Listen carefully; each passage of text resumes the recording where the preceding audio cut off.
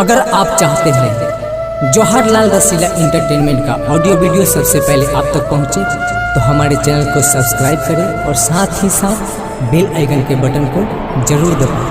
Presented by Rasila music.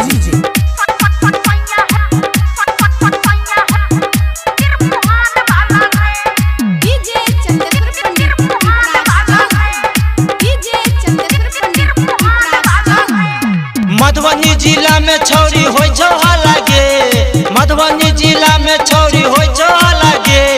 छौरा हम hotel ये तिरमुहान वाला रे, सैया हम होटल ये तिरमुहान वाला रे। दरभंगा जिला में छौरी होय छौ लागे, दरभंगा जिला में छौरी होय छौ लागे।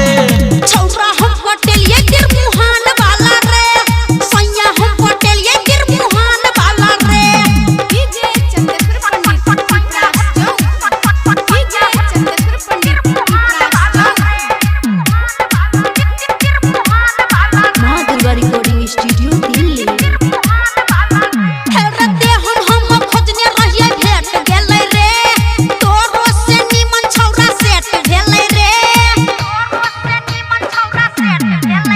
हेरते हम खोजने रहिए भेट गेलै रे, तोरो से निमन छौरा सेट भेलै रे। गांव-गांव में छौरी खूबे होय छौ लागे, अच्छा। गांव-गांव में छौरी खूबे होय छौ लागे। छौरा हम होटल ये तिरमुहान वाला रे, सैया हम होटल ये तिरमुहान वाला रे। डीजे चंद्रशेखर पंडित डीजे चंद्रशेखर पंडित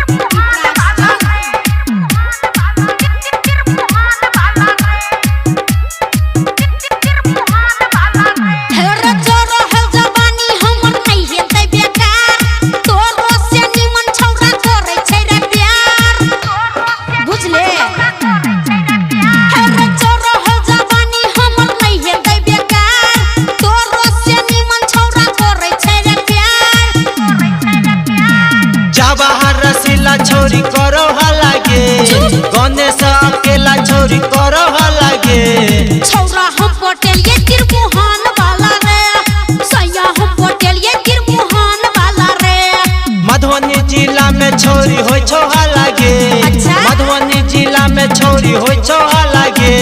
छौरा हम होटल ये तिरमुहान वाला रे, सैया हम होटल ये तिरमुहान वाला रे। Presented by Rasila music.